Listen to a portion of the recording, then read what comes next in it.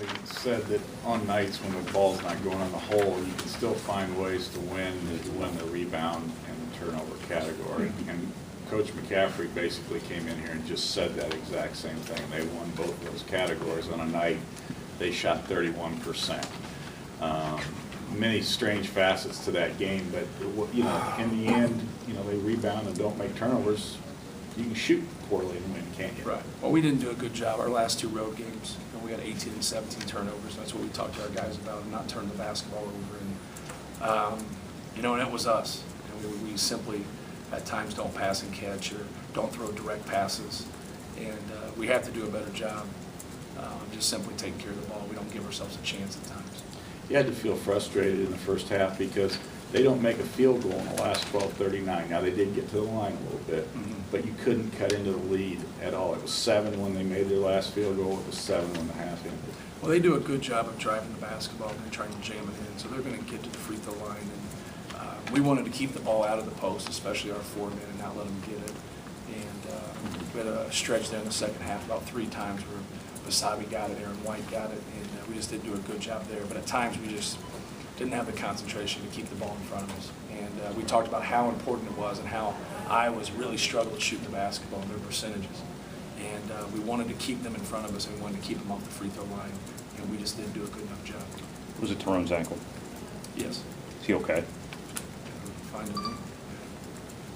Just how much did it hurt you in the first half offensively? Obviously, the shot selection and turnovers really hurt. Obviously, Tyrone was off his game, but also AJ in foul trouble. You had 2 pretty important pieces kind of thrown out of whack there, too. Yeah, we missed some layups. AJ had 2 opportunities to score the ball right as he subbed in, and one he missed, and the other one he just didn't catch the basketball. And we just got to do a better job of concentrating and not worrying about who we don't have. I think when you have built-in excuses like that, you know, guys are going to take that and run with. But you know, we had the tempo of the game where we needed it to be. We needed this game in the 50s and 60s. I think it's the first time they've won in conference with this low of a point total. And so we wanted the game to be in the 50s, and when we had it there, we just didn't make enough winning plays.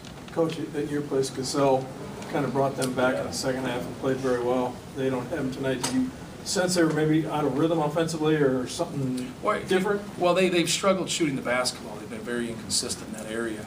And with that being said, I think they have guys that can make shots. I think we all know Josh Oglesby's a good shooter.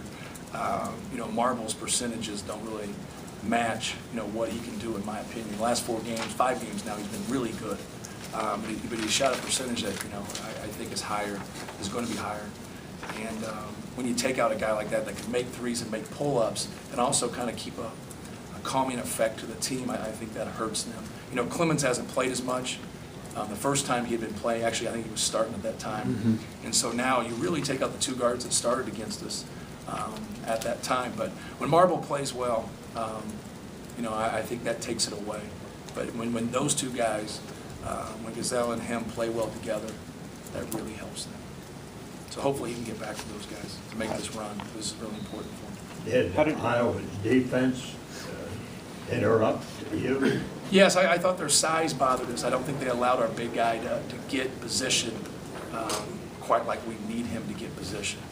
And then, you know, Basabe and those other guys are pretty long. And I think they altered a couple of our shots. We had to do a better job of getting contact and keeping our head to the rim.